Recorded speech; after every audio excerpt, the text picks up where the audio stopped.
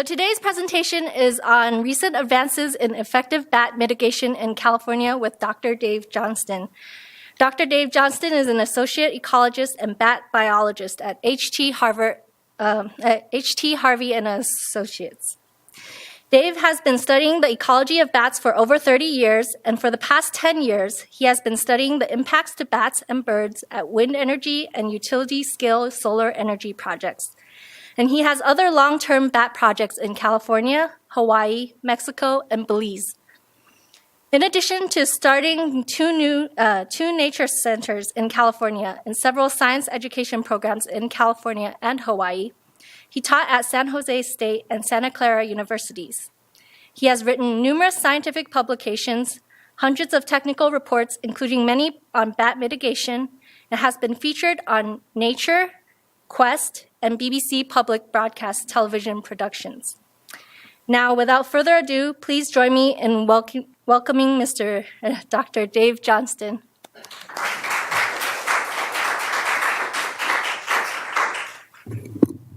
Thank you, Annie, and thank all of you in the audience and all of you on the web.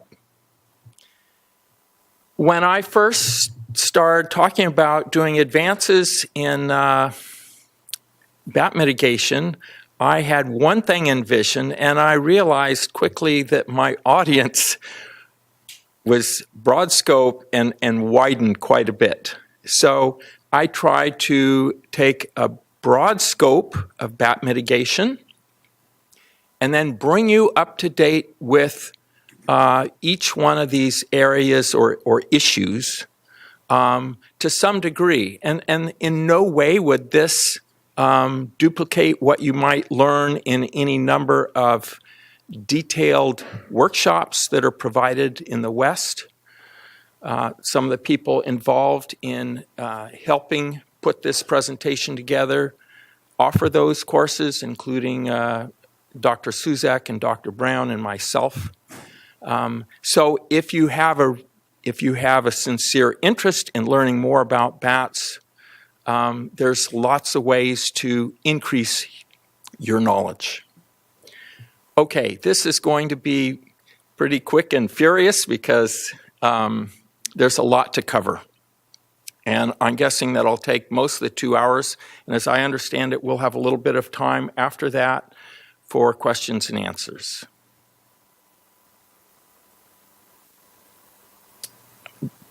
You don't have it. Do you have a okay, so I'll just use it as the computer. That works. Okay. So today's webinar, I want to cover some of the laws and codes that support bat mitigation, why we are compelled to do this, besides nice things we'll say, what those definitions are, what is mitigation, what are the types of mitigation, and then finally, most of today's talk will be about the process of developing good mitigation strategies. So, in the context of things, we'll talk about building, renovation, re-roofing, talk about trees and forests, bridges and roads, mines, construction, and then some of the renewable energy, primarily wind energy, solar energy, and I just want to mention hydroelectric, as when hydroelectric is relicensed, it has to go through a review process. Okay, laws and ordinances. Because we have a number of federal laws, NEPA, FISA, Waters of the U.S., Clean Water Act, Rivers and Harbor Act, many times bats will get sucked up, if you will, into the general documents. And so, in particular, I'm going to mention HCPs, Habitat Conservation Plans, because although none of our bats in California that we regularly see, that is common species, are federally endangered or federally threatened. So they're not federally listed, right? They are they are not state listed or state threatened. And so getting back to our federal documents, very often it's some other overriding federal nexus that then will scoop up bats as, an entity that needs to be addressed. And the most common one, of course, is Habitat Conservation Plan, where species of special concern, which is a state designation, then get addressed if potentially they could become an endangered species, let's say in 50 years from now, or something like that. State laws are what most of us work more regularly with. CEQA, which I'm sure all of you have worked with, are familiar with, or the California Environmental Quality Act, is a process. And some people who are novices at this, think that CEQA is this, doctrine that, drives conservation. I would rather like to see it as an agreement, something that the stakeholders can come together in some kind of forum and then agree about what the impacts are and what the mitigation strategies are going to be for those potential impacts that are qualified as significant. You can spend days working on this, and they have 3-day workshops on CEQA. There are CDF codes that support native species. That in particular is something that I often cite.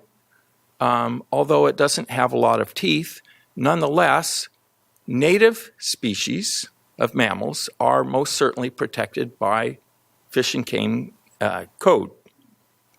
Probably the most valuable section in that code for conserving bats is the 1600 series Streambed Alteration Agreement, because the staff, that is CDFW staff, can then work out that streambed alteration agreement that could include conservation and mitigation measures to protect those bats in some way or conserve them, and write good, solid mitigation measures for potential impacts. And then finally, I'm finding more and more cities that decide upon themselves that they are going to conserve a certain taxa.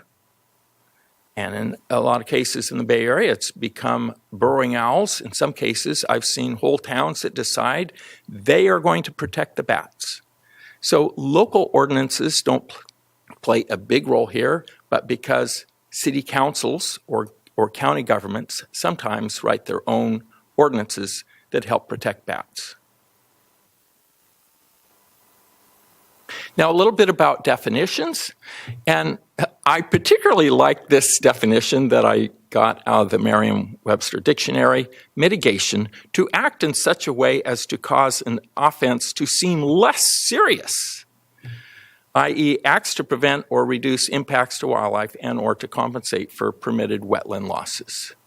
So in other words, mitigation is to try and right a wrong, in a sense, right? And that's what we're trying to do. In too many cases, mitigation is written.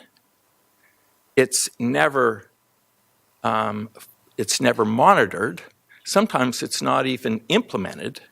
And therefore, by definition, it really isn't mitigation, is it? Okay, in restoration, which a lot of us use, I think it's misused sometimes, the returning of a degraded ecosystem to a reference state where ecological community is reestablished. Witness, most of our annual grassland is non-native. It's introduced. We have many introduced communities here. At what point do you take your restoration, right? Do you return it to native bunch grass, or do you take it to non-native annual grassland, and so on, right? So it's important to decide how far back you go. Creation habitat is simply that. It's making new habitat that didn't exist before, right? It's usually not mitigation. Sometimes people, out of the goodness of their heart, decide that they are going to build a bat house. It may not work, but they are creating new habitat that didn't exist. And then finally, preservation or land acquisition. And I see this all too often where we develop a habitat conservation easement or set aside land that is already occupied, right, by the target species. And then we conserve that. Let's say we conserve 10 acres of land that has pallid bats on it. And we say that we're going to set this land aside in perpetuity. It's going to be safe. We're going to manage it. We're going to have a bank account that, conserves this and manage. And we're going to take out these 50 acres that had good pallid bat habitat, but that's the impact, right? And so my point here is that there's a net loss of habitat. Yes, you're conserving land that already has the species or the target species, but you've just lost 50 acres. You're trying to keep 10 additional acres in perpetuity. All right, where do we start with this? I put a picture of a scene with a lot of snags, trees, some open space. How do you go about deciding which bats occur where, and when you take some of those trees out, how do you mitigate for them? All right, this is really difficult, isn't it? So first, decide what the impacts are. But before you do that, you need to figure out what the existing conditions are, right? You need to know what the environment is like, what species it supports, and what those species are doing.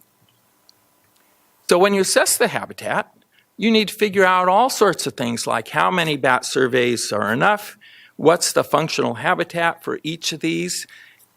Western red bats, which is a foliage roosting bat, is not going to be the same as a pallid bat, right? Or a big molossid like Western mastiff bat. So you need to know what species are there, how they function. Do they raise young or not? And then what is the scale of your project? Are we talking somebody's backyard? Are we talking about a 5-lot development along a creek?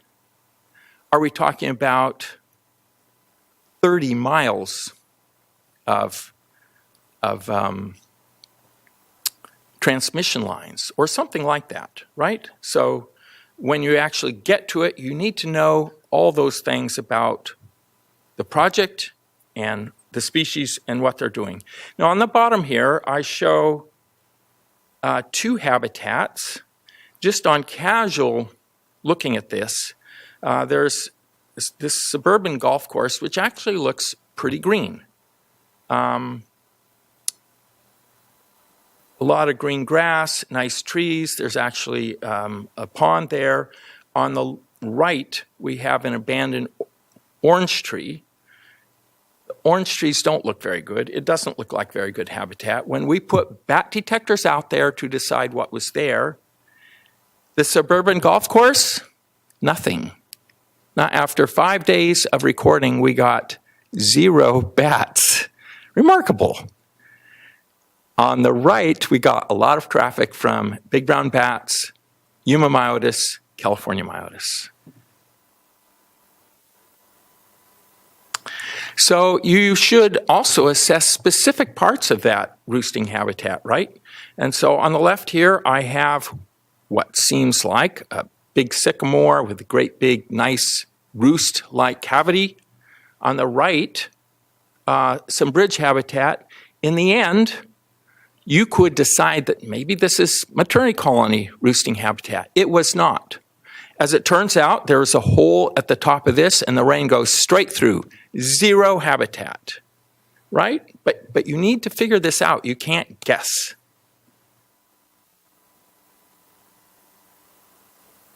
Okay, a lot of you may deal with bridges on a regular basis for various levels of government, either the state or the federal or local jurisdictions.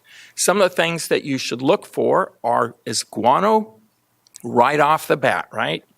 In this image on the upper left, there's night roosting habitat in these open cells here. There's also an expansion joint that runs just adjacent to that, where the bridge provides day roosting habitat, right?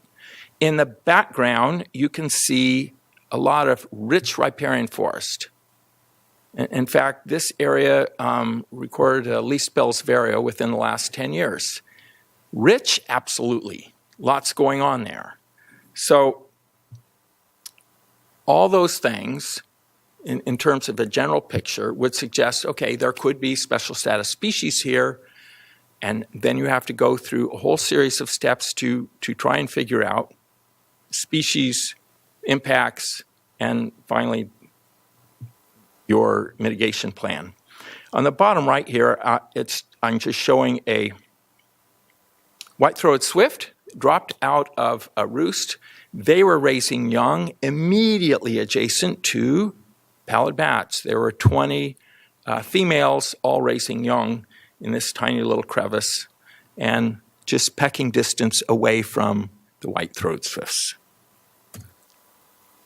All right, how do you forage? I mean, how do you assess foraging habitat? All right, we don't do that much in this country. This is far more common in Europe to decide what potential impacts are in foraging habitat. I happen to think that for some species, particularly gleaning species like the pallid bat and leaf-nosed bat, foraging habitat is really critical. And if you reduce the foraging habitat, you will reduce the size of the colony. So you'll have a net loss in individuals. And this image, these are just data that we have developed over the last few months over a half a dozen Hawaiian hoary bat. We have a large project over there right now, and we're finding huge distances. In this case, the bat is an open aerial forager, and it may not be so critical because it could be for, let's say, a molluscid like a Mexican free-tailed bat, it could be hundreds of feet up or hundreds of meters up. We're only learning more about Hawaiian hoary bat and hoary bats, but Mexican free-tailed bats will forage up to 10,000 feet up, right? So then the lower structure or the actual environment is probably much less critical for that species. On the other hand, gleaners, it's very critical, right? Because they're taking prey right off the ground. And if you disturb that ground, they're going to lose that habitat. Okay, I've mentioned some of these already, but these are really critical things. And it's amazing how many smart people talk about bats like they're all the same. Whereupon I usually say, yep, that's correct. They're all the same, just like an ostrich and a hummingbird and a peregrine falcon are, right? They're just pretty much the same. They're all birds. Bats are very different. So, to mention these again, and in addition, what time of the year should you survey? In one case, some agency people missed over 1,000 bats. They tried to do the right thing. They surveyed during the summer. Not a bad time to survey. In fact, that usually works. In this case, there were over 1,000 free-tailed bats overwintering. So this is a bridge that they overwintered in. And in that case, because of that area, which is conducive to wintering of bats, they should have probably also included a winter survey, right, when they were writing their mitigation plan. Are acoustic surveys enough? Do you need to capture and release the animals? Are they raising young? That is a really important question.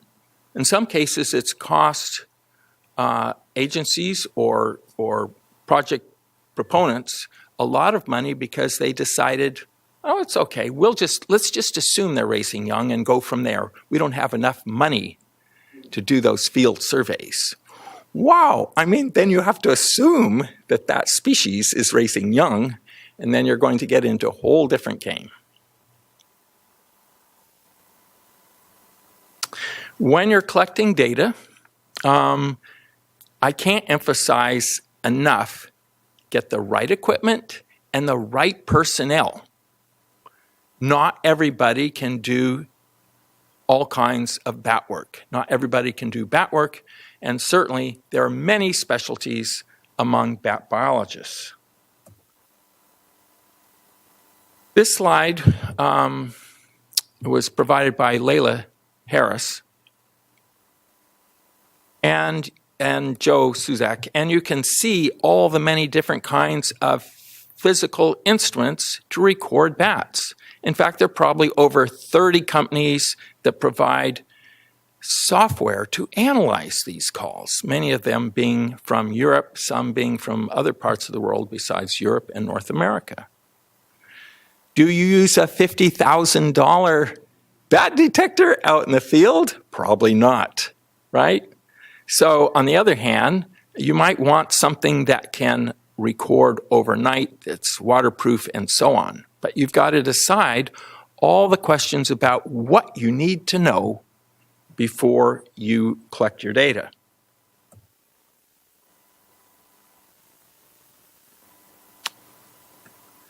I also want to caution you about auto classifiers. There are many of them. I think auto classifiers are a great way to go when you have hundreds of thousands of calls and you want some idea what species you have.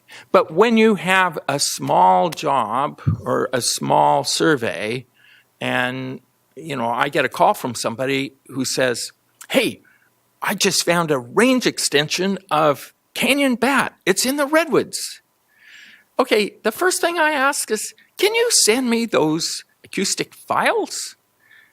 And politely I look at them, and sure enough, they are California myotis. So many of the species very similar. And Joe Suzak's software is fantastic. It's amazing. But it will tell you if it's 100% or 90% or what the probability is. And if you aren't sure, if it looks a little strange, even when it says 100%, look at the file manually. Learn more about those files so you can separate, for example, California myotis from a Yuma myotis. They're both 50 kilohertz bats. They are easily confused. If you look at those files manually and you learn a little bit more about the parameters of those calls, you can often, not always, but often separate out those species. If you don't know, hire somebody who does, right? Get somebody involved in your project who knows how to do this.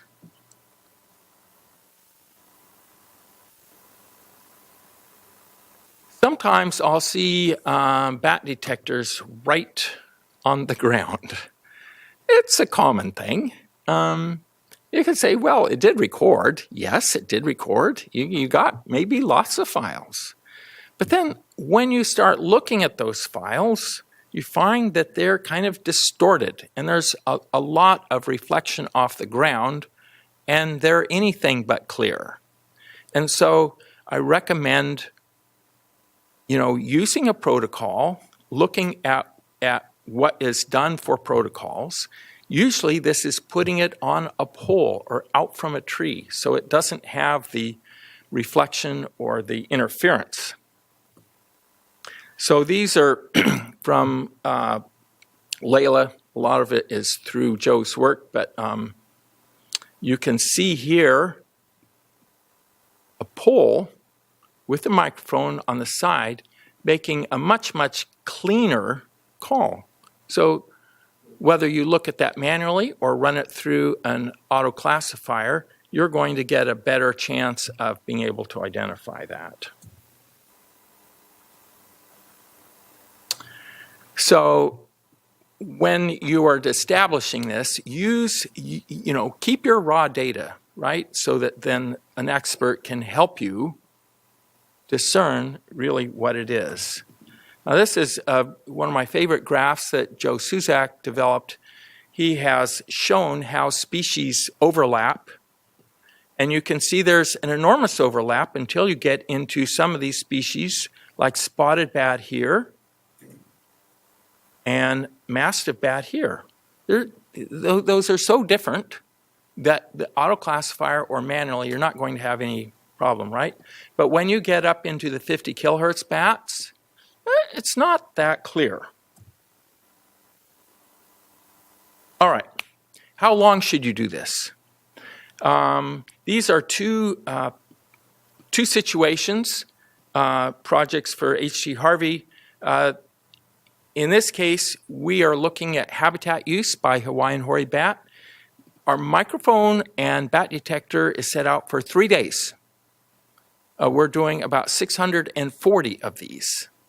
So every 3 days, it moves to same habitat at different place. And we're modeling habitat use by that bat. But 3 days. Over here on the right, those microphones were placed for 3 years to look at effects of solar energy and bats. So different question, right? So we set it up differently. And use the right tool to capture bats. So this is one of the nets that we use in Hawaii. It's a 30-foot by 100-foot net. Do we use these very often? No. But for certain applications, that's what you should use. This is an acoustic lure, which can be very effective for some species.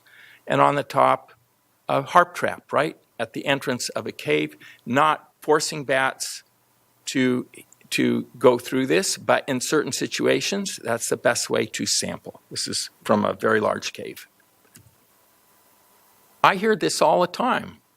Well, we didn't see any bats. We didn't hear any. Okay, there are lots of reasons that surveys fail.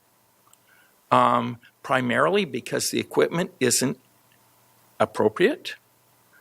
Sometimes the surveys are the wrong time of the year. They're too short for that particular situation. And in some cases, the people just aren't trained enough to know what they really should do. Okay, I'm going to get into determining the impacts now. So for disturbance, more recently, I've started looking at noise because I think noise is far more important than we thought. And one thing I will point out immediately here is if you look at most construction manuals, they will give you a decibel value for many different kinds of equipment. And this is published, you can download it from the website and so on. What's the problem with that? The problem is that decibels is based on human hearing. A decibel of 1 is, by definition, the lowest amount of noise that a human can hear. That's 1 decibel. And each decibel after that is an increment that a human can perceive is louder. Bats don't hear at all like us. In fact, if there were bats in this room, would they be able to hear me at all? Probably not, because the threshold has to be extremely high for them to hear anything above about 4 kilohertz. And most of what I've said is all below 4 kilohertz. So this whole time, they would not have heard a word I said. All right, I'm going to give you a couple little examples here, recent projects.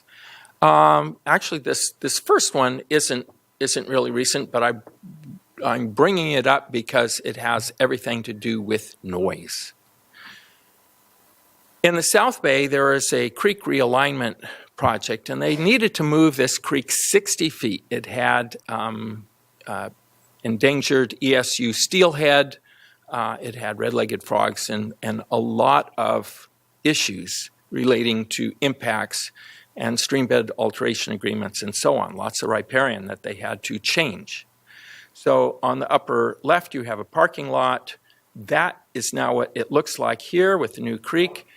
There are some old growth, non-native forest trees making the creek rather unproductive, and they've completely changed that. This is the same scene here where they have a lot of fresh new growth, native species, primarily willow, some cottonwoods.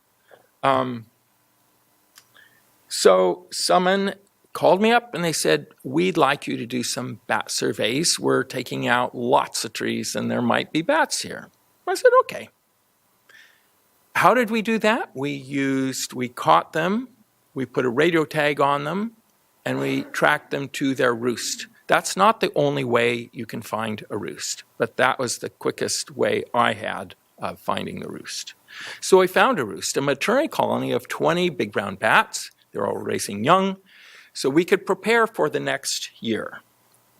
And when we started looking at the plans, we found that they were going to use enormous yellow iron, as some people call it, but these big graders, fairly close.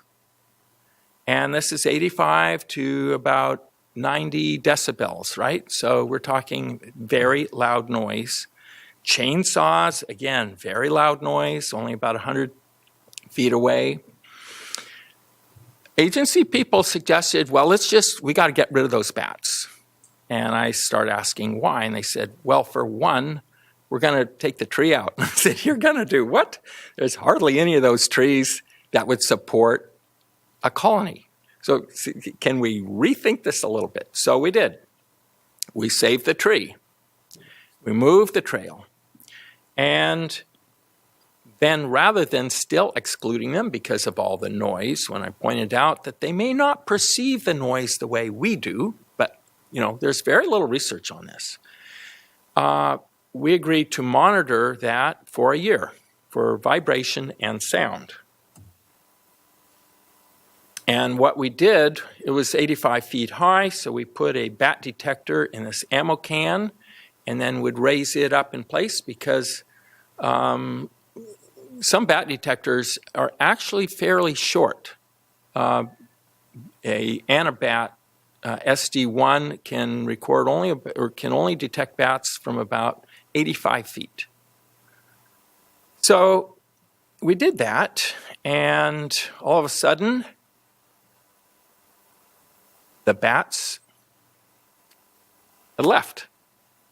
And so I thought, okay, we need to find out what happened. When I talked to the superintendent, he said, we haven't had any construction. And we didn't have any on my chart that day. And I said, well, something had to happen. And so then I talked to the foreman. The foreman said, nope, we didn't do any construction at all that day. The only thing we did was we did some survey work. I said, oh, can you show me the survey work? And so I went back to the engineering lab. Voila. This little puppy right here, who would have guessed? They turned it on, could barely hear it. It just,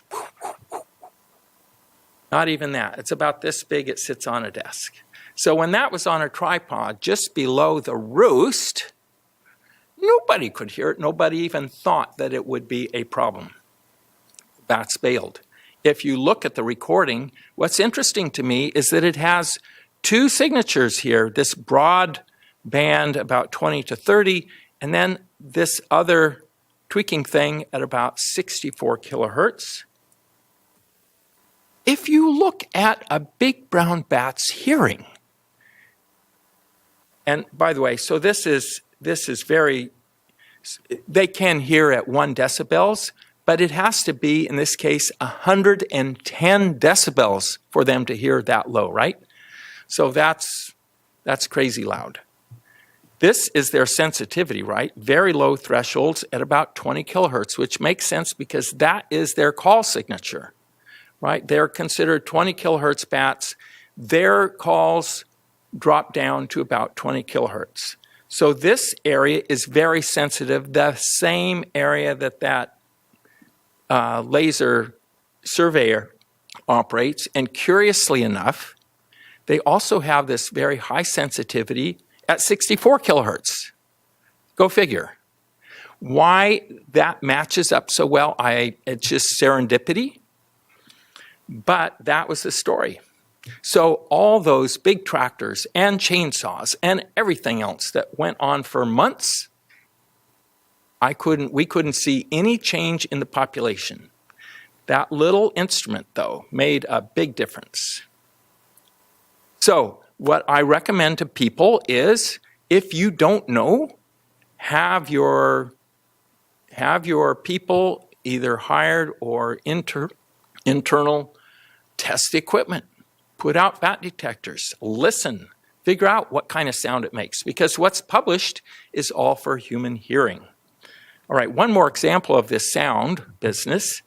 So we had another project in Southern California along the Colorado River, and it's a situation where there are some overriding considerations. They could not work during the summer. And this involved drilling a lot of wells, and immediately adjacent to several roosts, including special status species of bats' roosts. So when the big question came, well, can't we work with certain buffers in the summer? And I said, well, let's figure out what kind of buffer we need. The argument, though, that I presented was that it was trickier than one would think, because it's not how we hear it, right? It's a high frequency. It should be based on the species of bat that is closest to that equipment, right? And high sound attenuates. The very high frequency sound doesn't go out very fast. It attenuates or it weakens very quickly. So it's a little tricky. You have to look at all these things. So the first thing that they wanted to do was, well, how about just this little very quiet Honda 2000 generator? I said, we'll just test it out. So we put bat detectors at 10 meters, 20 meters, and 30 meters. And here you can see a lot of noise, right? Just swamped it out. 20 meters, then it's only picking up a little bit of sound. It's actually fairly low frequency at that point, right? Low frequency traveling farther. By 30 meters, it's about 100 feet. The bats moving by were much louder than the machine, right? Because that's what the recorder started picking up. So based on that and the fact that sound attenuates, we gave them, I think, 150 feet buffer, knowing that the sound from this machine would attenuate to below ambient or ambient, right? And that's what you want. You want that sound to attenuate, dampen to ambient. Okay, I'm going to give you another example here so you sort of get a feel for this stuff. Then we ramped this game up a little bit, and they said, well, actually, we need to do a little well drilling, some more well drilling. And I said, in the summertime? And they said, yes. So at that point, I said, well, it's the same game. We will, not there and not during the summer, but in some other place, we need to test that piece of equipment. And so we did, putting out bat detectors 10 feet, 30 feet, 60 feet, and 90 feet. And then we had a sound company model those sounds. And the reason we needed to do that is because we wanted to very precisely determine how fast the sound would attenuate per those sounds. So these graphs are a little confusing, but if you look at this is a 10-foot, this is the 30-foot. If you look at the 30-foot and decide then the frequency that it drops down, you can determine that it's going to drop at 7 decibels per doubling of the distance. So at 30 kilohertz, it will drop by 7 decibels. And you can keep doing that until you get to, over here, this is ambient. And so based on that, again, we decided that at 35 decibels, this machine would have to be 150 feet. Now, I made some tables. Some people have tracked these down on the web. I hesitated to show them today because I don't want people grabbing a table and saying, oh, well, this many feet for this bat, that many feet for these certain situations, because I'm too afraid that it'll just take a life of its own, and pretty soon this is going to be used for applications for which it wasn't intended. So try and figure out, what. There are a couple of documents out there that have been approved by this agency and U.S. Fish and Wildlife Service that have these tables. But I just caution you all not to grab a table and then just, stamp it all over the place, because it could run awry. Okay, and what about the vibration? So there are 3 different types of vibration. One is acceleration, another is velocity, the speed, and then the amount of displacement. And we found after doing this for a whole year, in the end, it really made no difference. I'm not saying that vibration doesn't make any difference to bats. I will say that bats acclimate to that in many situations, like railroad bridges and so on. And they raise babies in this. And I'm also not saying that if you have a pile driver, that the vibration of that is not going to disturb the bats, right? The sound, that's one question, but then the other question is the vibration. That's very intense, and that's a whole different deal. How about lighting? Lighting is something that I think is also very misunderstood. So not too long ago, I was reading in a popular magazine how lighting was good for bats because it attracted bugs. The bats eat the bugs. That's great for a few species that are not roosting immediately adjacent to the light, right?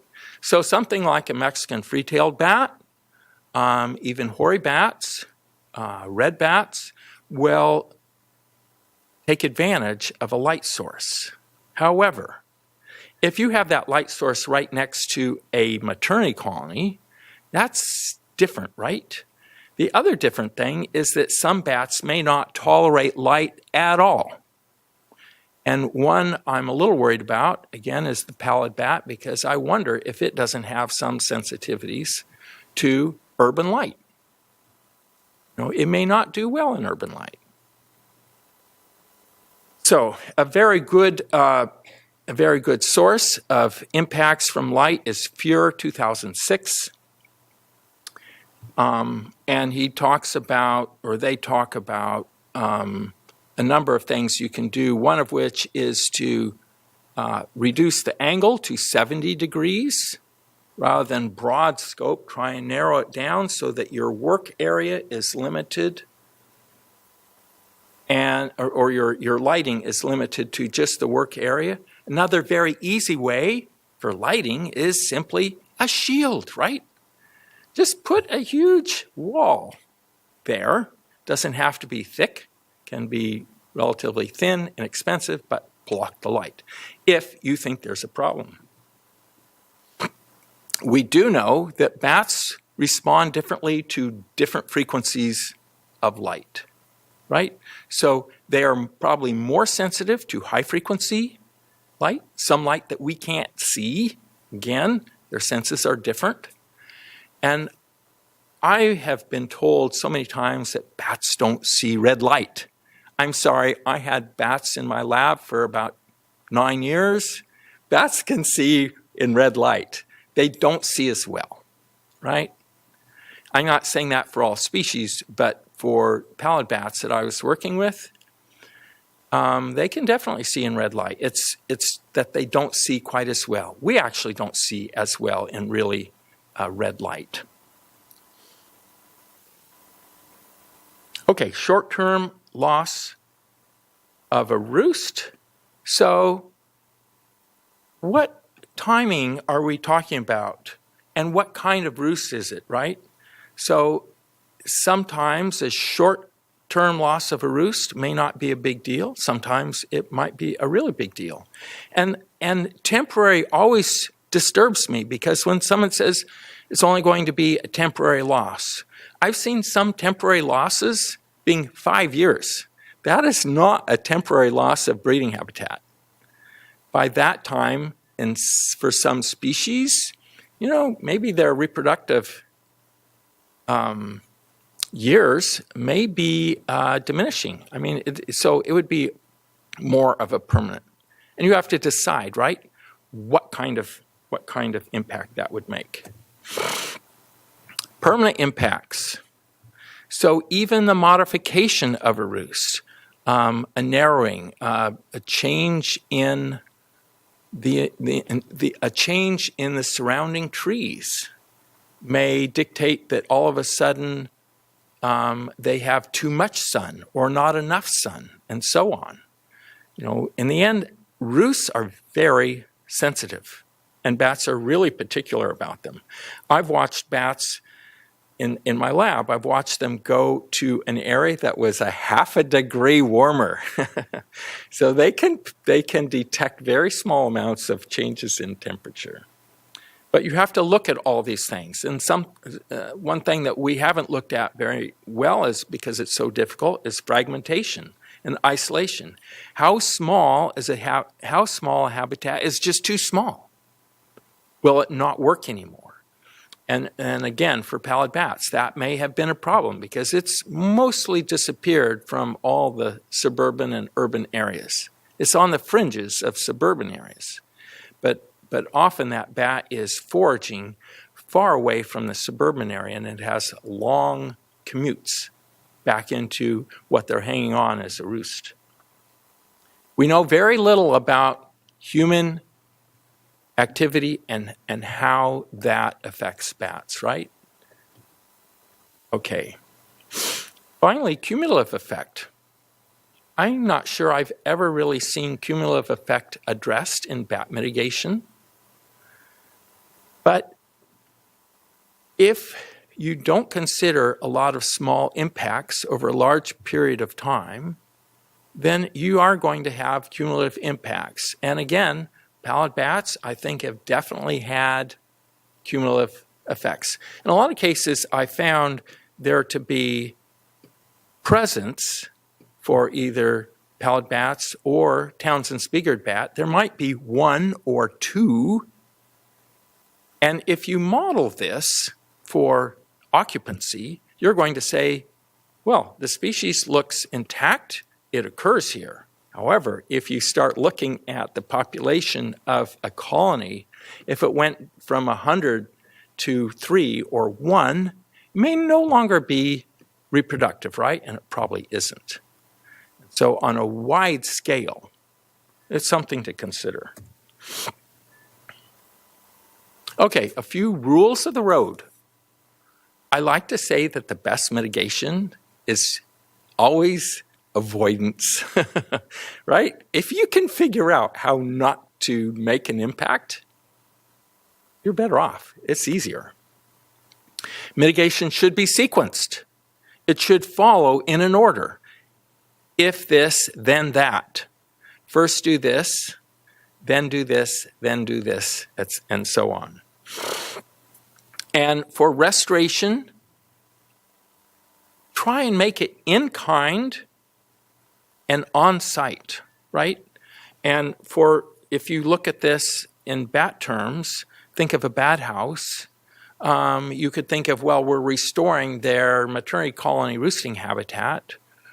Well, maybe not if it's not on the site and it's not the same kind of roost. We're going to talk a lot more about that later. Finally, monitor. Does it work? Okay. one of the big problems here that I see in at least mitigation measures as written in documents is that a lot of really smart people are doing this work and they have no idea what the bat's natural history is or the environment that it needs and so on. And so it's all about what that person was able to read or gather on his or her own, or not.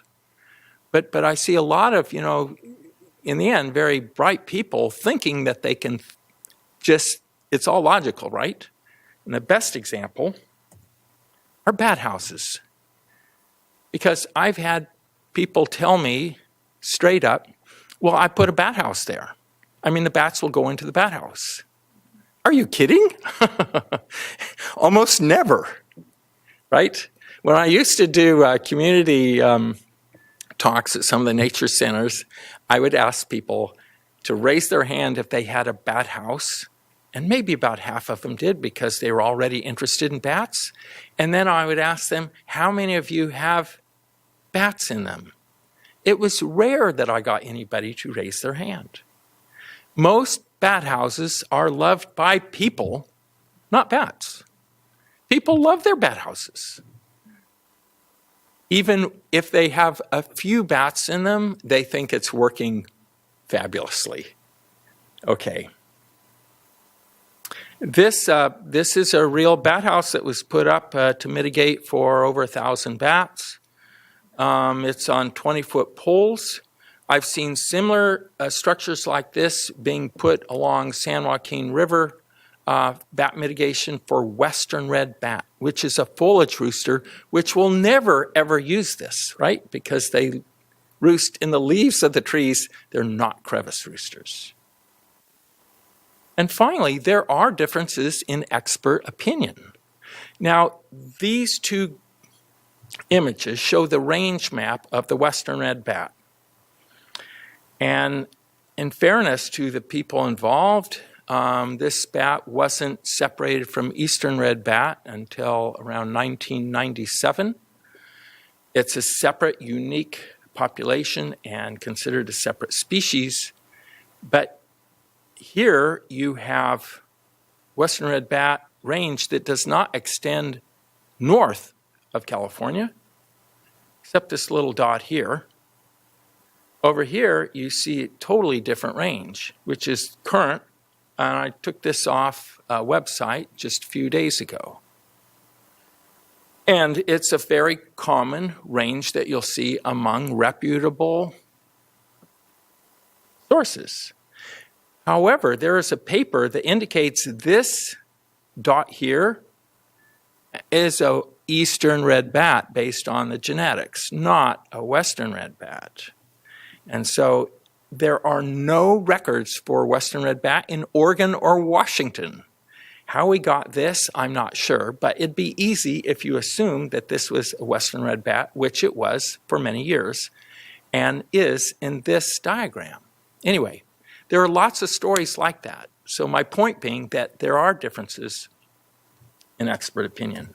All right, let's move on to transportation.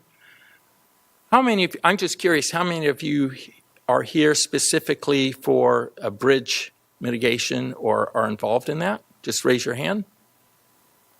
Oh, only a few. Okay. The rest of you are more generally interested? I see nods. Okay. Early 2000s, this is 2003, Greg Erickson, who worked for Caltrans, became very interested in the conservation of bats in the state, and he furthered awareness quite a bit. They came out with an excellent guide. It's called Hitchhiker's Guide to Bat Roosts, and it's for bridge projects, particularly Caltrans projects in California. About one in every six bridges has bats in it. So you can imagine as these bridges get old and need replacing or repaired, there are a lot of issues. Shortly after that, in 2004, I and a couple of colleagues came out with bat mitigation techniques, solutions, and effectiveness, because it seemed like there were so many different styles out there that, we should learn more about what was going on. We learned a lot then. This document is available on the web, but we're working to replace it. We had a limited amount of raw data to work with. It was only based on our own projects. Now we're actually going out to many bridges. We've selected 77 bridges in the state to look at in great detail to see whether or not the mitigation worked or not. Because in some cases, it does not work. In other cases, it works, better than expected. So sometime in 2019, we should come out with this new document, and I'm sure Caltrans and CDFW will make this available. But in the meantime, we want to get back to the different kinds of mitigation. Again, avoidance. So in this case,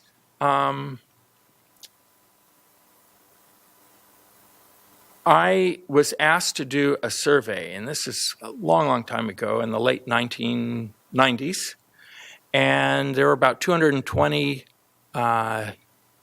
Mexican free-tailed bats, and there are maybe 20 Eumomyotis, and I wrote up a short report. In the end, the agencies decided that they would have to take the bridge out and they would just mitigate with bat boxes or whatever was needed.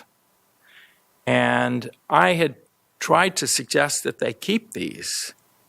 However, the town was outraged, and they had a town hall meeting, about the same number of people as they have bats in this town, and they all wanted the bats conserved better. And so in the end, because of the town people, we saved the abutments, and now this is wheelchair access, so that people in a wheelchair can come up to the edge of this, drop their fishing pole, and go fishing or birding or sightseeing.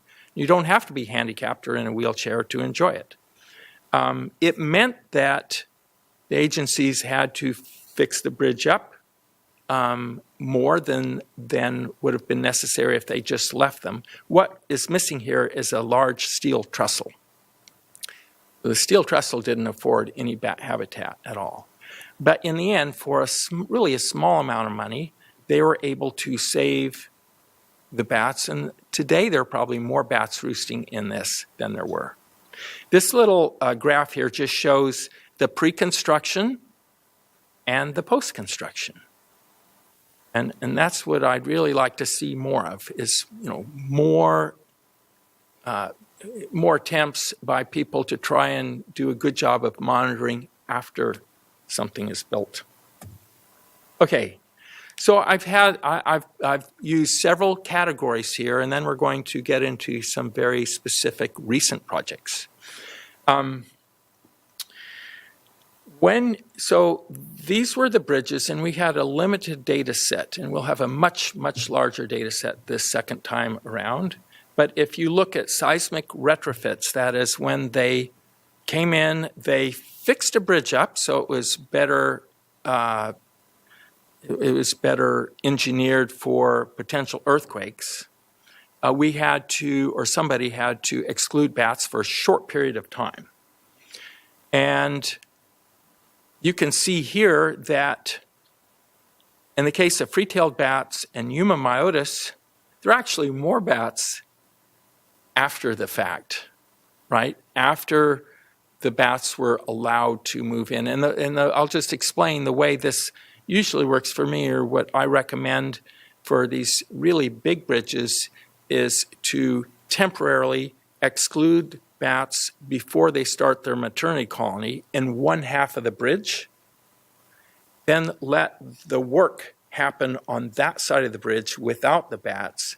The bats concentrate on another part of the bridge, and that is allowed to maintain the population of bats, and no one can actually work on that part of the bridge. So there are buffers involved.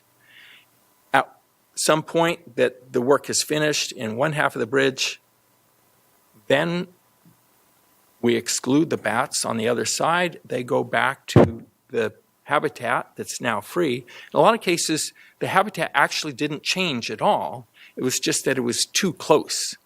And when you're retrofitting these things for earthquakes, you often drill through the hinge or expansion joint.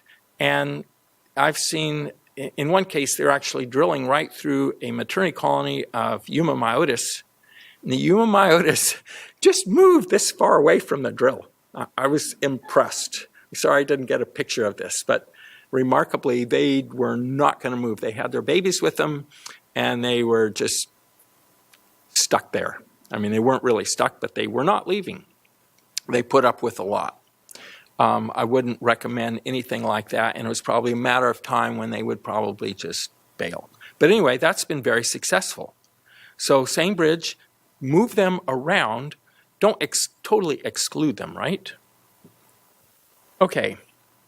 A number of these have cast-in-place slots, collars, bat boxes. So these are on-site mitigation.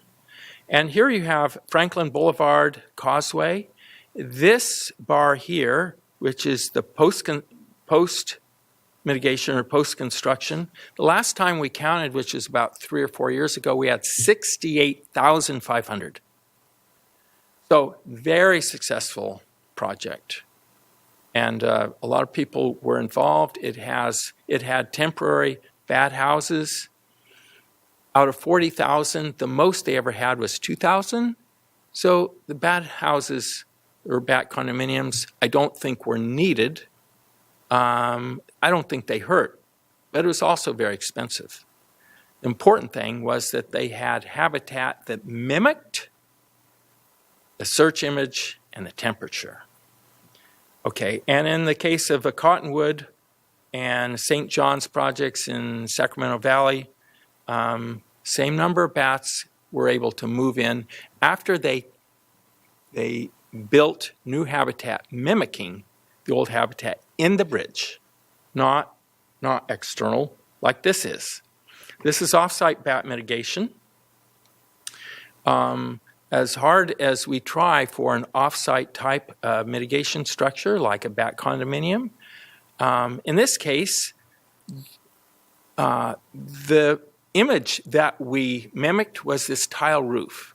And free-tailed bats and other species like Yuma myotis will often use tile roofs. Tile roofs were introduced by the Spaniards, right, and missionaries. So they've been around for a long time, and bats readily use them if they're not filled. And the old ones are very irregular, so that they'll move all over within the roof structure. The problem was that in the end, this was not placed, it was not built in such a way that would mimic the exact temperature regime of what it replaced. So it's in a tighter part of the riparian, it gets less sun, and so yes, the search image was similar, but it fell down because it wasn't warm enough. Okay, so if we look at those data, here's the off-site. Here's another 40,000. The number of freetails in the off-site mitigation, it looks like here it's about 1,000. These values are so low compared to this big one here, it's hard to see. But in the case of the Yuma and big brown bats and pallid bats, for this small sample site or sample set, we got virtually nothing, right? We got a big zero for our post-construction monitoring on off-site, that is bat house type mitigation. Okay, here's a little, it was an unusual situation, but this is night roosting habitat. And if you look at a lot of bridges today, they are closed cell. We call them box girders, with a soffit down here, or bottom deck, and an upper deck here. And when you looked at the whole picture for this particular pallid bat colony, they would have had to increase their commute time and distance by 2 miles every night. And that's because the foraging area had just one night roost, and those bats had to commute a mile to that foraging area, and then they would night roost all night long, then come out and forage in that area again, and then early dawn they would fly back to their maternity colony roost. So bats feed twice a night, right after dusk and then right before dawn. Well, by removing that night roost, they would have to commute to the foraging area, then commute back to their maternity colony, and then, which would be 2 miles, and then they'd have to do this again before dawn if they had no night roost. So I made the argument that the colony would actually reduce in size because of the extra cost to the females. And you can just look at this as energetics. If a female has to eat her weight every night to produce enough milk for her young, and you double the commute time, you're not going to be able to produce as much milk, right? You're going to be using up that energy in flying around. So we were able to put in night roost habitat. I see more of this now.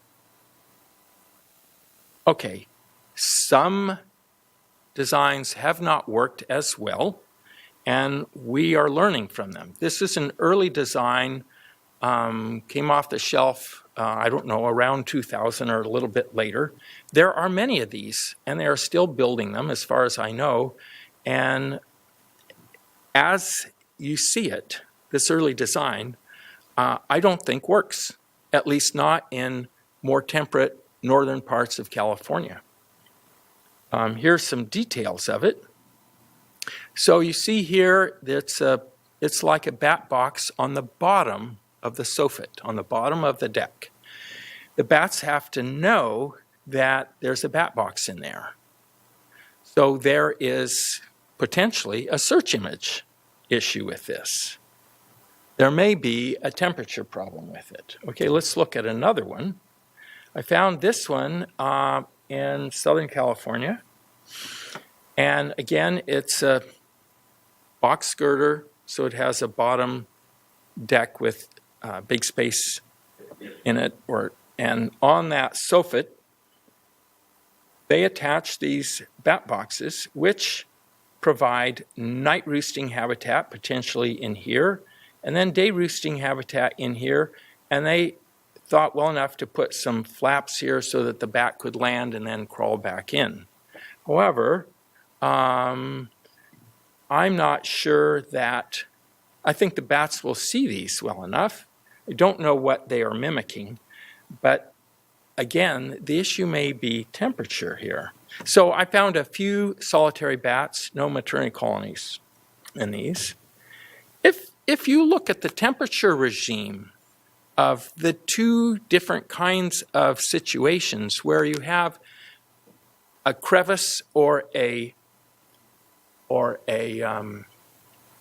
night roost up against the upper deck and a lower deck, the upper deck is going to be inordinately warmer and for a longer period of time because of the thermal mass of the upper deck, right?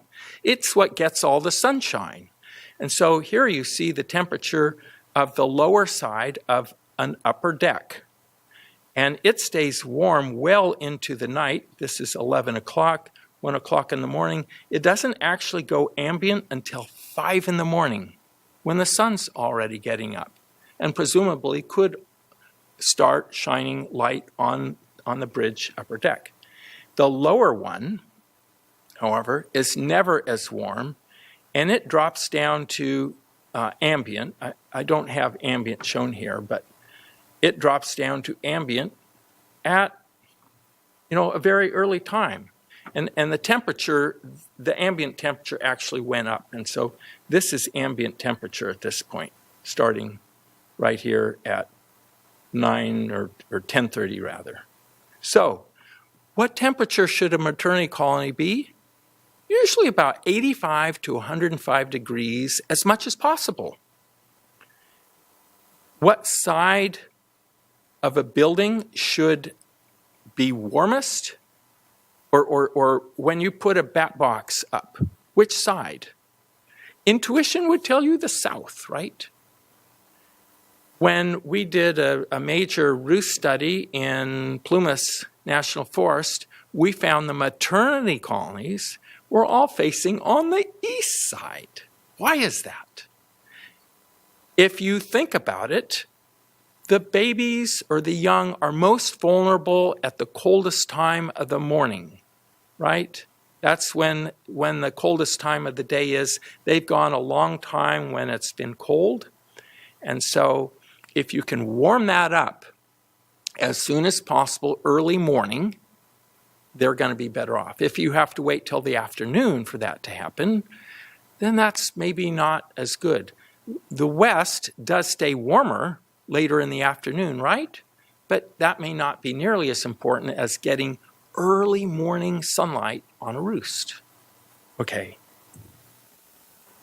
Now these images are from Greg Tatarian, who has had many very successful bat mitigation projects, particularly on transportation projects here. And so in this first one, you can see this wraparound arm so that you can address and survey inside these expansion joints, right? First, for pallid bats, he has designed a rather unique off-site type maternity colony roost, and you can see it here. It looks like a big arrow pointing up. What does this mimic? It mimics the edge of a roof. And I believe the first one he made may have mimicked a roof, so that is the space in between the top of the roof and the ceiling, right? There's a space in there. And a lot of bats use those in deteriorating buildings. In this case, they were pallid bats. When he mimicked that, and within about 75 feet, he's got pretty good success. Now, to move the bats out, pallid bats and other species, and by making these temporary structures, they did take to these, but then you have another problem, and that is, once you've built the bridge, then you're going to have to go to the trouble of excluding the bats a second time, right? And so that's one of the downsides of having really good off-site mitigation, which I have to say is fairly rare. I'm not saying it can't work. In this case, it worked very well. In many cases, it will work very well, but primarily by people who've had a lot of experience doing this. Okay, and I want to point out, these are a couple of recent projects that Greg has done. This Avenue 416 bridge in San Joaquin Valley is an incredible bridge. It's kind of an Art Nouveau design and on the top. And he's had a lot of success with panels on that bridge. The insets have been only for night roosting habitat. They're not shown in this picture, but these are large concrete panels. I'm going to show you more images of those. Okay, and now from Jill Carpenter. She's worked on some very large projects in Southern California, this one being Interstate 215 over the Santa Ana River. And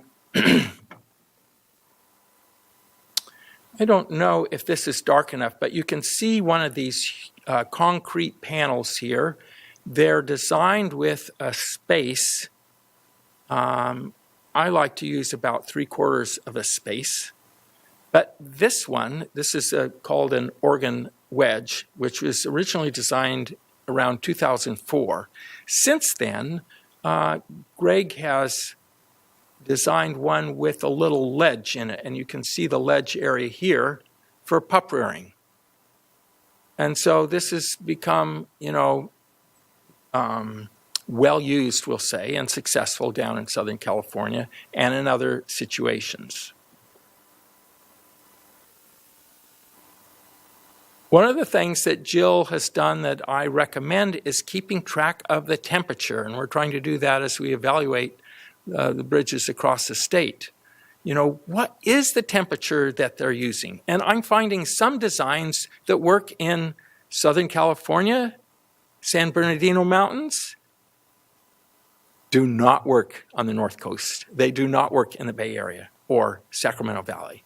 And so why is that? Well, one big difference is not the species so much as the temperature regime, right? So you have a much warmer ambient in Southern California. You don't have such a big gradient between night and day as you do on the North Coast. Okay, and just some more detail from Jill. Here you can see a culvert and a row of these organ wedge type concrete structures. These are pretty typical of night roosts, but they're lined with concrete organ wedges again. I don't know if these are the opened up ones or not. I have seen a number of situations where, as we go through these, the design was great, but when we actually surveyed for bats, we found that some of the organ wedges or concrete panels were warped. And so if they were warped on the top, then you got warm air. Any warm air would just slide out right up the top, right? Or you could have moisture and so on just slipping right through. They were not occupied, right? And so in some cases where you had concrete blocks that were put together that were meant to be 3/4 of an inch wide were either too narrow or more commonly much too wide. And so when they are 3 inches or so wide instead of 3/4, not the problem of the plan or the design, the problem of the craftsmanship or the workmanship of implementing the design, right? And so I'm seeing that as one issue out there. Okay. And Greg offered some important considerations, which I will just read to you. Designs evolve through experimentation, adaptation, but untested designs should not be considered mitigation. I agree. Okay, to experiment with different artificial roost designs, but model after successful details, right? And I have seen many engineers and well-meaning people come up with the best bat box in the world, and it often doesn't work because it is so new. Maybe the bats, even if it did have the right temperature regime, the search image may be so different that bats may have a problem finding this. If you look at our regular bat houses, by the way, you take that and you look at similar structures in Europe, there's far greater use. And it just could be that over generations, bats have learned that those are good places to roost, whereas in some cases, they haven't learned that here. Okay, we're going to move on to some other areas here. I've done a lot of work with different kinds of solar projects, and to give you the quick 101 on them, the top here is PV or photovoltaic cells, and these are covering large areas. There are some very large projects in the Central Valley, one California Valley Solar Ranch. If you look on the bottom here, these are mirrors. In all three cases, they concentrate the sun, and then they boil a liquid. That liquid then runs a turbine. These are about this is a large truck here, so you can imagine this is several stories high. These are linear half pipes, and this is, excuse me, a solar power tower.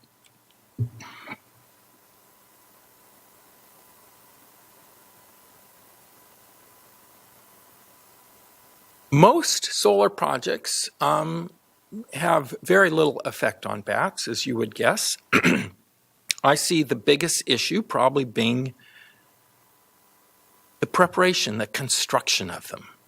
And so when you take off the top few feet of the topsoil, you've changed that environment considerably. And if you consider the large scale of these, that could be significant, but for most species of bats, particularly if they're ground gleaners, right?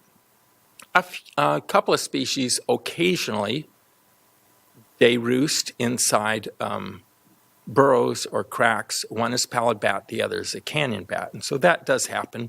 But I think the biggest problem is when they actually grade a large amount of the surface. Many projects do not, including the California Valley Solar Ranch in eastern San Luis Obispo County, where the PV panels are mounted on posts that are on the mostly undisturbed grassland. And this is very degraded, failed farmland, so non-native annual grassland in most cases. I mean, it was a big area. One small issue, or can be a larger issue, are the detention basins for any project. Sometimes they have them on solar projects where they take washing water and it's concentrated in a small area. And that could become a source of drinking for bats and birds and therefore make an impact. So far, I haven't seen that as a problem at any solar project, at least at the ones that we monitored. It is a problem at mine sometimes. At some of these very large solar power towers, once they have the liquid running the turbine, then they need to condense it and cool it down afterwards to run it through again. And so they have these very large fans. I tried to get them, you can see the spacing here, and there's smaller spaces here, but even the smaller spaces, a bat could simply fly through, no problem. And in the end, that was probably the only impact of some of these very large solar power towers. So I tried to get the project to, put a smaller fan, a smaller netting underneath that, and they couldn't because the motor, the fan motor manufacturers would no longer guarantee their fans. They said, well, our motors aren't going to be warranted if you increase the drag. Fair enough. So what we decided was to put a bat deterrent made by BAT, or Binary Acoustic Technology, Mark Jensen. And he has two of these. There may be other types out in the market that can produce loud sounds that help exclude bats. So by putting 8 of these in, one in between each set of 4 fans, we reduced a few fatalities to none for several months, for the several months that I was there. So these can be very useful. So no extra drag on the fan, and at least while I was there, they seemed very effective. Okay, we're going to move on to wind. Wind is an enormous impact to what? Open aerial foragers. Not only hoary bats that you've probably heard a lot of, but also western red bat to some degree, and Mexican free-tailed bat. The Mexican free-tailed bat and the hoary bat in particular are open aerial foragers.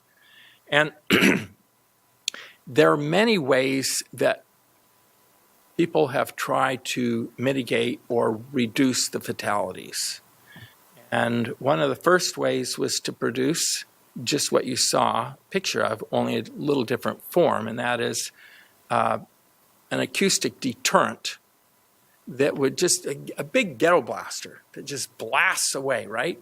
This obnoxious sound. What that does is it interrupts their ability to forage and navigate. It messes them up enough so that, they will leave. And in trials, they found that they could practically eliminate any foraging at a site by putting one of these bat deterrents there, right?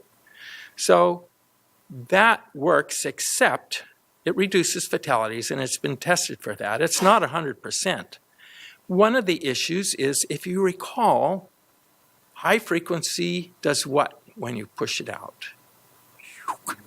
It attenuates, right? It just loses steam. And so as these turbine blades get longer and longer, we have to make bigger and bigger ghetto blasters, right?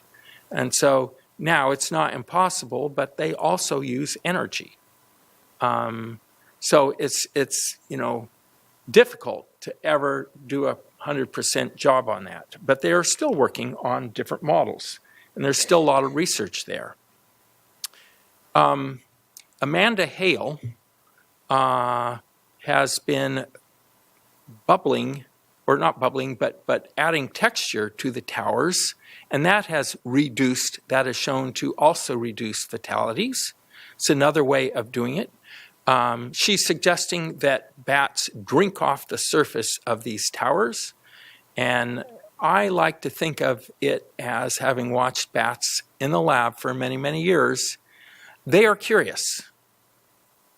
They are, checking this new thing out in their environment. When they echolocate a blade or a turbine tower, it's smooth, and they'll get openness, right? They won't see an object there. It'll be a void. And naturally, that would make them probably very curious. Why is there a void there?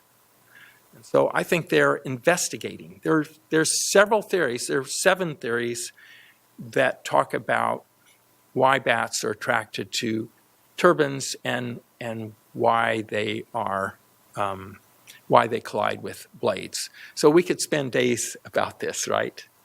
Okay, I want to keep going here. Now we have an ultrasonic whistle that's attached to the blade, so that then it uses the wind power rather than separate electric power. It uses wind power to generate that ultrasonic obnoxious sound to bats.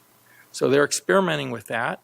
And then finally, a group in Hawaii has been experimenting with high-frequency lights, right? So ultraviolet lights, lights that we can't see very well, but bats can. And that shouldn't attenuate noticeably at all, right? So different ways to look at this. And I'm leaving a website here, the National Wind Coordinating Collaborative, because they have engaged in a lot of research to try and minimize impacts to bats. Now, H.G. Harvey has a project now at Golden Hills, that's Altamont Pass, and we're using scent dogs. Why scent dogs? Scent dogs can find things that are weeks old. In fact, we've found new species for the area that up until now hadn't been recovered. For years, people at Altamont Pass asked me why there are no bats there. And my response was, well, yes, of course there are bats there. How often would you survey? Well, the surveys were set up, because we didn't know any better, but the surveys were set up so that they would survey every turbine every 45 days. But that's such a long period of time, the ability to find a very small bat or bird is very low probability. And particularly since we're finding now that small animals will chew these things up. And so one of the silver-haired bat, I found a silver-haired bat, or we did, I won't say but our team found a silver-haired bat based on a patch of skin that's about a square centimeter. That's all. It's only skin. That was the only thing left. Enough to identify it as a species. Right? It's also an open aerial forager. It migrates through the area. There are not a lot of them in the Bay Area, but a very few. That's one of them. That's a record. So I suspect that we will learn a lot more because we are recovering so many fatalities. It's not that I think it's, now it sounds like a large number, but I think that in most cases the number of fatalities are underestimated. There was a paper that came out by Frick et al. Suggesting that Ori bats populations will be greatly reduced, probably by 90% or something like that, by 2030. And do we know if it's wind energy? No, we don't know that. But we do know that based on the evidence, that species will greatly diminish. And it could be because of the turbines. That first year at Altamont Pass, for one project, we recovered 229 bats. And in several years' time, I think they only had a relatively small number, like maybe 9 bats, in many years' time before this. Okay, and there are different reasons for that. They were smaller turbines there, but okay, we're going to move into mines. These were contributed by Pat Brown, who has by far done more mine mitigation than anyone I know in the Southwest, not just California. So I put a slide here of hers letting you know that about half of our species occur in mines. 75% of all the abandoned mine features surveyed have some evidence of bat use. And there are enormous numbers of mines in California, not just in the desert, but also in the Sierra Nevada, all the gold rush mines. Typically, those are too cold for maternity roosts. Doesn't mean that some of them couldn't be used for hibernacula, a wintering area for bats, and some that are warmer than normal in the Sierra Nevada, could actually provide maternity colony roosting habitat. I just don't know of any on hand. Okay, because many of these mines are dangerous, and there are incentives to close them to increase human safety, they're being closed, and there are many programs to close these mines as money becomes available. So there are two kind of different ways to do this, right? One is bat friendly, or in Pat's words, bat compatible. And then the other is just, close it up. And unfortunately, there are hard closures. And when I was working on my PhD research many years ago, I was about to survey a mine, and it had just been collapsed. They decided they weren't going to mine that area anymore. I'd heard that there were pellet bats in it, and they just simply put dynamite at the entrance and farther in so the whole thing would collapse, and they were done. So no bat surveys for that mine. So that was a blasting. They also just used bulldozing, and in this case you see a kind of a fun picture here of them using a foam plug where they just simply plug it up. But there are good ways to do good mitigation for mines. Here you can see mine gates. And I've heard from Pat since that whereas usually about 5.5 inches is the standard width that you want for these gates. They have to be not just sturdy, but, sturdy enough that people with portable torches and the like can't just get through them quickly, because there are folks that just want to get in because all of a sudden they see a lock in front of them. But apparently, she hasn't seen a lot of evidence that maternity colonies of pallid bats will continue using a space when they're given this 5.5-inch width. Whereas Townsend's bigger bats, which these gates are mostly designed for, do. So I don't know if we have enough evidence to suggest that for a pallid bat we need a wider one, but it's something that we should be mindful of. I want to recognize Dixie Pearson and also Bill Rainey for some of their early work on mines. This was taken, in the early 1990s, and I think featured in Bats magazine when they were doing some of their early work, while Pat was also doing work, because she's been doing this work for a long, long time. Okay, what about doing mine surveying? Mines are dangerous. You'll see dead, mummified animals in them, animals that wandered in and for whatever reason could not get out. They have gases and so on. You have to be Mine Safety Health Administration certified to go into any federally owned mine. So you need to be mindful of that.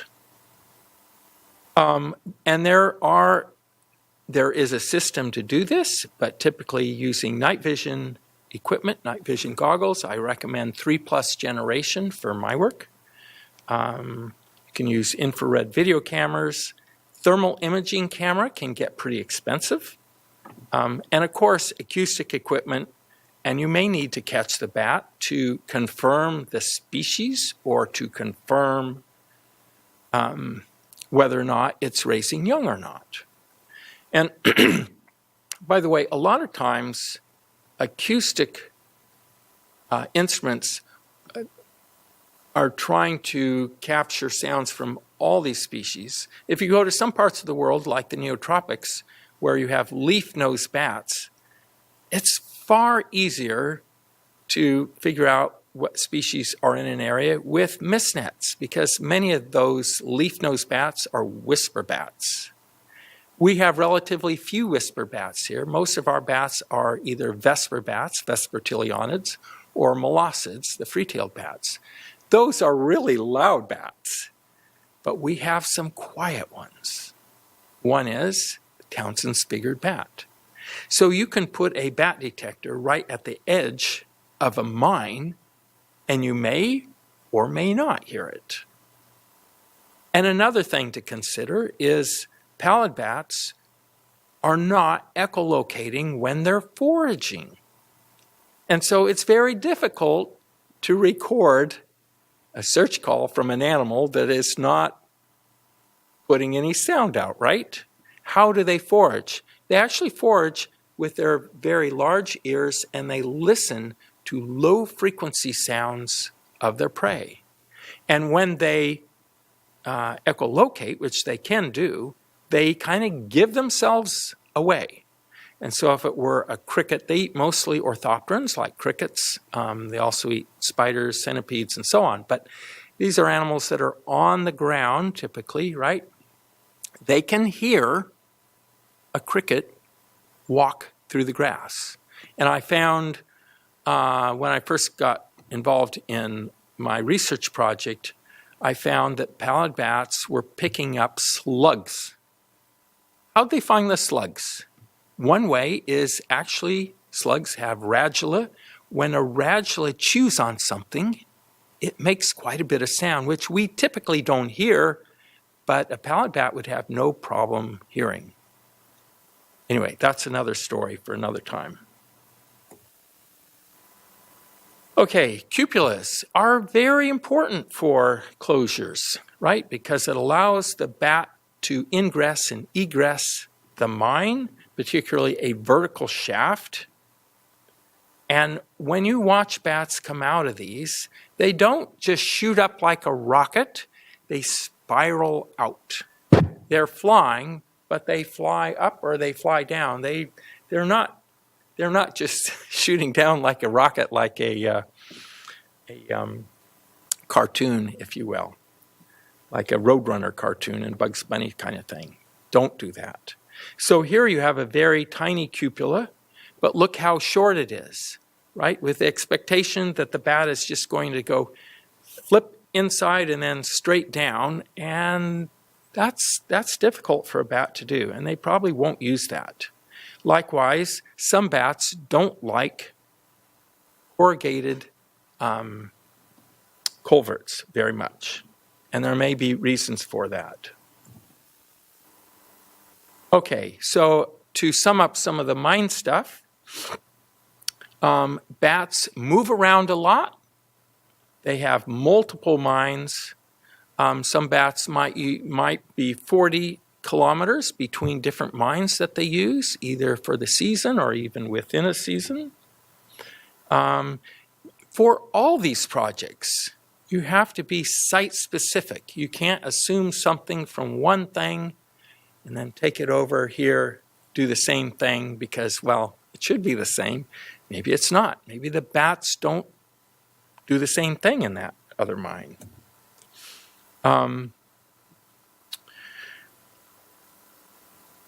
All mines within a landscape unit should be evaluated to preserve most of the bats, right? Or most of the bat species. So don't just think about one, but think about all the species that you're dealing with, not just that special status species. And finally, again, a lot of these bats are closed because they're safety hazards, but if you can talk to people and allow them to know that they should be surveyed, and there are ways to conserve them. All right, a little bit about surveying trees. And I've had quite a bit of interest in this.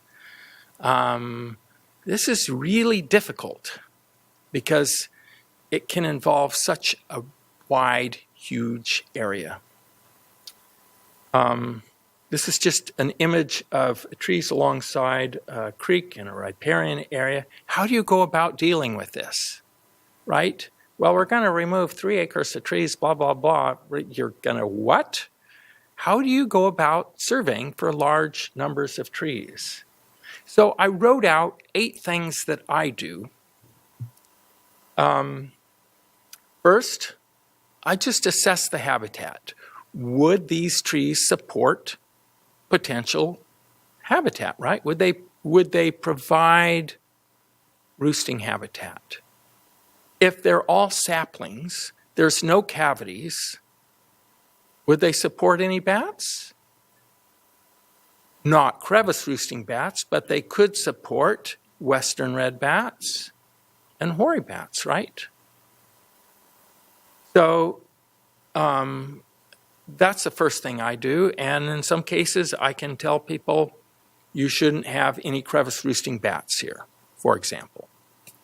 The next thing I like to do is just get a handle on what bats are generally using that area.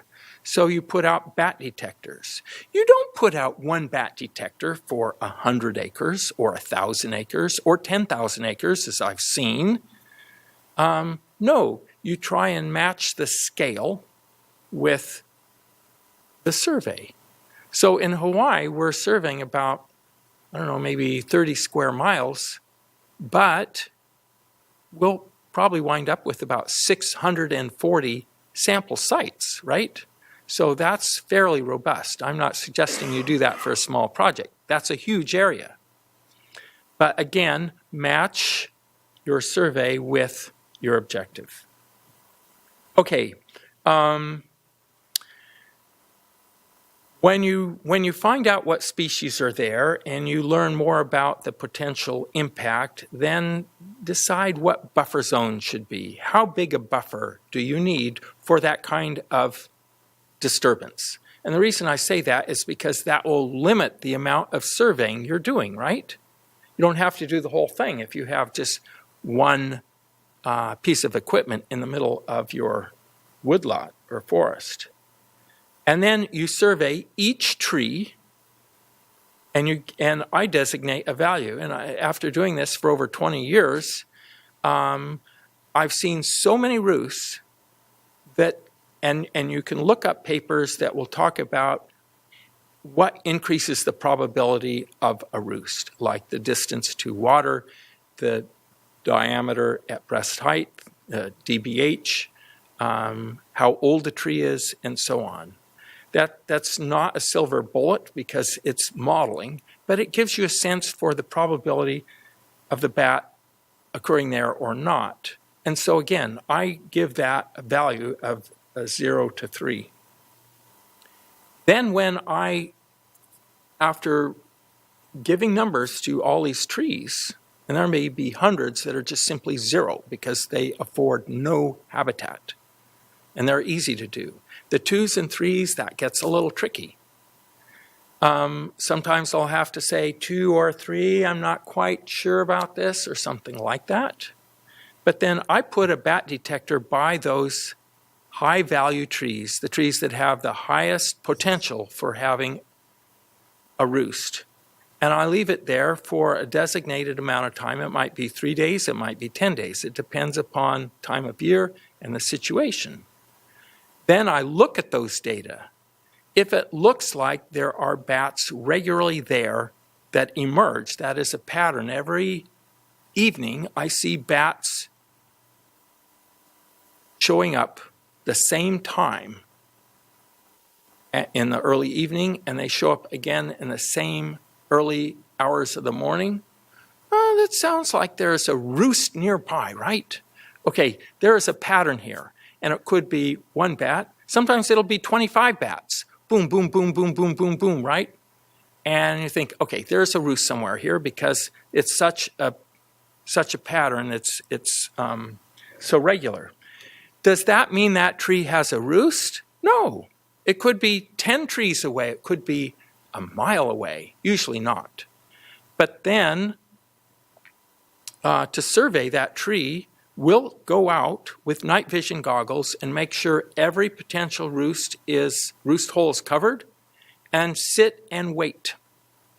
And we give a wide breadth of time to make sure if there was a bat there, we don't miss it. If you're distracted at all, you may miss the bat. And so what's also really critical is to have a bat detector right there with you so that you also, hopefully, hear the bat.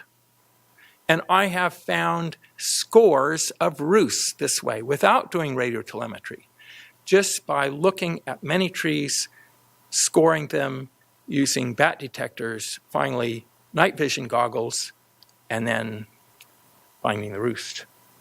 Okay, so here's a short example. This is a Lick Observatory, which is operated by UCSC, Santa Cruz. And they have a fuel reduction plan, but it involves a huge area with many acres of trees and probably thousands of trees. And at first I thought, oh boy, this is going to be difficult. I won't say it was easy, but what we did was we found the disturbance areas, made buffers around those, and then worked backwards. In the end, we located trees that had a value of 3. Sometimes if we were a little undecided and it had a value of 2 or 3, we would survey that too. We put the bat detector out, and then what did we do? We sat with either 1 or 2 or however many people it took to watch those things on a good night, right? Not a windy night, not a cold night. Sometimes we would decide to do this 2 nights in a row to make sure. One assumption that a lot of people make, which is not correct, is even in the summer, all bats do not always go out of their roost every night. And because of that, some pest control operators have waited till 10 or something to let the bats go out, fill up the crevice around the chimney or wherever it is and sealed all the bats. I've seen several situations where that has happened because the assumption was made that all the bats left. Yes, a few bats left, but not all bats leave every night. Okay, here's another example of another project. Kim Briones worked on this with me. And here you can see we had picked branches, not branches, but tree roosts with potential habitat. And these were moved to a stable tree, either a live tree or a very stable snag tree. And when I say stable, some of these trees were too unstable and they would just fall apart. And so you don't want to use a snag that is, at the last part of its decaying history until it falls down, right? There are some issues with this, one of which is potentially it could be dangerous for the people doing the work because they're going to have to climb up this tree and then put a noose around the top and decide that that's strong enough to move it. So you want to find snags that are strong enough to be able to be climbed and moved and withstand a certain amount of time. So we haven't done any follow-up on this yet. But it was an attempt to try to make things less worse, right? It was a mitigation. Just 2 days ago, I read in an email that Western red bats don't use oak trees, and therefore, because they only had oak trees, they wouldn't have to worry about Western red bat raising young or anything like that. But I can tell you Western red bats use many kinds of trees. If you read the literature, you'll read that they use cottonwoods, sometimes willows, and even orchard trees. But in the end, they use many kinds of trees close to riparian areas. And I and a graduate student modeled this for the state in a sort of a gap analysis. And we found that they were all tied to main stems of lowland riparian habitat. Not in the mountains, but it could be an orchard, it could be someone's backyard. And so I have records now of street trees having Western red bat babies. The summertime is a common time to get young falling from trees after tree trimmers have trimmed various trees.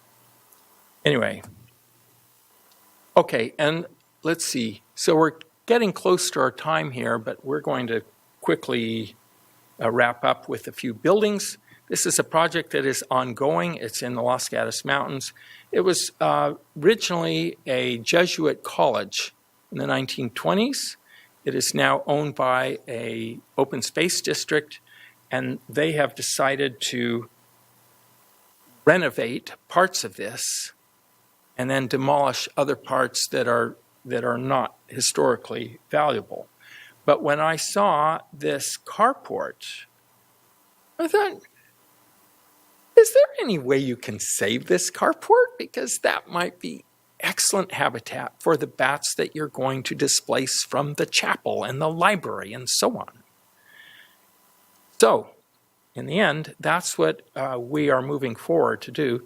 This is a picture of a part of the structure, part of the campus. It's actually got a number of buildings, maybe a dozen or so all together. This is inside one of the chapels, and this guano is about a foot thick, foot deep, and you can see the dark guano representing the newest guano, right? That's the fresh guano from just that year as it starts to pile up. This is early in the summer. It's a night roost. Okay, so This is what we're doing with that carport. It's just the upper floor. There's also a lower floor, but you can see we're building baffles to darken it in some cases. We're putting lots of bat houses inside and outside. The reason we're putting so many bat boxes inside is because all these walls will have different temperature regimes, right? Bats like to have neighborhoods. They like to have a lot of options. So in different times of the year or even within one season, as the temperature of the ambient changes, they want to regulate that temperature by just moving to a nearby roost. Okay. Very quickly, Hearst Castle, they decided to re-roof this. It is thousands of square feet. And we did this by first mapping out where bats were roosting underneath the tile. By using the bat deterrents, bats left an area. Those tiles were then removed, replaced with new roofing and the old tiles in most cases, and then the bats were allowed to move back in, right? That's the simple version of that. It was far more complicated than that, and it took about a year. There's a tall wall of almost 100 feet. It used to hold Saturn V rockets that were tested. They removed all the hardware, left the concrete wall, which is 60 feet deep at the base, so deep that I suggested it was going to be over $1 million to remove this structure. I suggested they use this as mitigation for bats and birds, which it's now being used by white-throated swifts, cliff swallows, barn swallows, pallid bats, California myotis, and big brown bats, and Mexican free-tailed bats. I haven't seen any maternity colonies here. I don't think it's going to be warm enough to produce or to provide that. And a conservation easement for pallid bat foraging habitat. This was actually not originally for pallid bats. It was part of an HCP.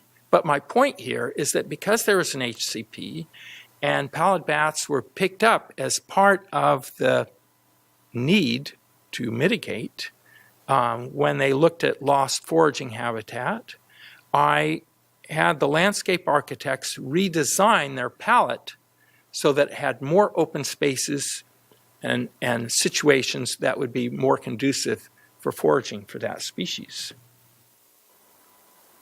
This is a simple development flow chart that came from a European source. It's called Bat Conservation Trust. And I think it's well developed. I don't know if we have anything quite like this, but in terms of, how do you move mitigation for bats through the process? The issue for us here in the West is that there are none that are really endangered, and so you don't have the driver that you do in Europe, where they are all totally protected. Okay, some take-home messages. I tried to make a big point today about how bat senses are completely different. Maybe not completely different, but very different from our own, right? And so how we perceive the world is so different for bats. Mitigation is complex. You have to be very specific when you determine what the impacts are, and look at all the options. Start out with avoidance, for example, right?